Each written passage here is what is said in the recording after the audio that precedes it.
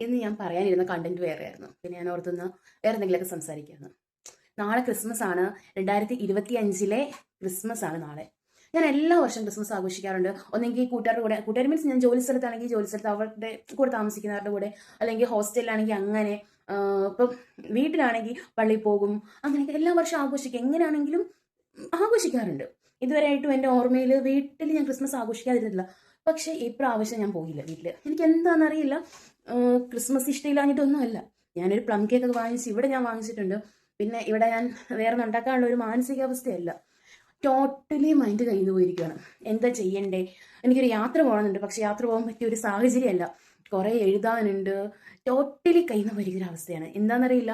നമുക്കിപ്പോൾ ഒരു ആത്മാർത്ഥമായിട്ട് തുറന്ന് സംസാരിക്കാൻ പറ്റുമോ? എനിക്ക് അങ്ങനെയൊന്നും പറ്റുന്ന ഒരു മാനസികാവസ്ഥയേ അല്ല. നിങ്ങൾക്കൊക്കെ എങ്ങനെയുണ്ടോ എന്ന് എനിക്കറിയില്ല. ഈ സമയത്ത് ഞാൻ എന്ത് ചെയ്താലും എൻ്റെ മൈൻഡ് ഒന്ന് റെഡിയാക്കാൻ അറിയില്ല. എനിക്ക് ആരെയും പോയി ഒന്ന് ഫേസ് ചെയ്യാൻ തോന്നണില്ല. എനിക്ക് ആരുടെ അടുത്ത് ഒന്ന് ഇൻട്രാക്ട് ചെയ്ത് സംസാരിക്കാൻ തോന്നുന്നില്ല. എനിക്ക് സ്വന്തമായിട്ട് എനിക്ക് തന്നെ ഞാനിങ്ങനെ ഒതുങ്ങി നിൽക്കുക. എനിക്ക് ആരുടെ അടുത്തും പുതുതായിട്ട് പരിചയപ്പെട്ട് സ്റ്റിൽ നമ്മൾ നല്ലൊരു കോൺടാക്ട് അങ്ങനെ ആരും ഇല്ല. എന്തോ ലൈഫ് ഫുൾ ഓഫ് ബോറിങ്ങിൽ പോവാണ്.